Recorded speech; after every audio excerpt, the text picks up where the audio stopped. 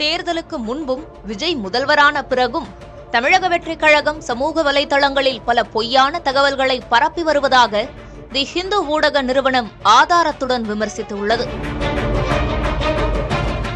தவேகாவில் 25க்கும் மேற்பட்ட தலித் வேட்பாளர்கள் பொது தொகுதியில் போட்டியிட்டு வெற்றி பெற்றதாக தகவல்கள் பரவின.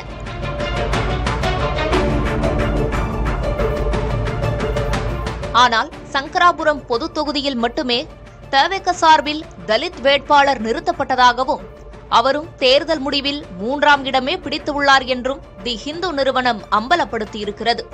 தவேக வேட்பாளர்கள் பலரும் ஏழைகள் என்றும் டீக்கடை உரிமையாளர், ஆட்டோ ஓட்டுநர் போன்றோர் எம்எல்ஏ ஆகியிருப்பதாகவும் செய்தி பரப்பப்பட்டது. கூடவே தவேக வேட்பாளர்களில் பெரும்பாலானோர் பட்டப்படிப்பு முதல் PhD வரை படித்துள்ளதாகவும் தகவல்கள் வெளியாகின. இதுவும் உண்மையில்லை என்பது தவேக வேட்பாளர்களின் வேட்புமனுக்கள் மூலமே தெரியவந்துள்ளது.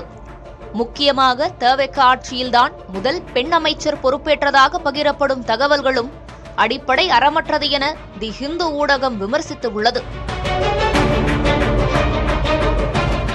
முக்கியமாக விஜயின் முதல்வர் இருக்கையில் வெள்ளை டவல் இல்லை என்பது ஏற்கனவே கருணாநிதி, ஜெயலலிதா ஆகியோர் கடைபிடித்த நடைமுறைதான் என்பதையும், முதல்வர் அறையில் அமர்ந்தபடியே விஜய் உணவு சாப்பிடுவதாக வெளியான புகைப்படம் AI மூலம் உருவாக்கப்பட்டது என்பதையும் ஹிந்து ஊடகம் சுட்டிக்காட்டியுள்ளது.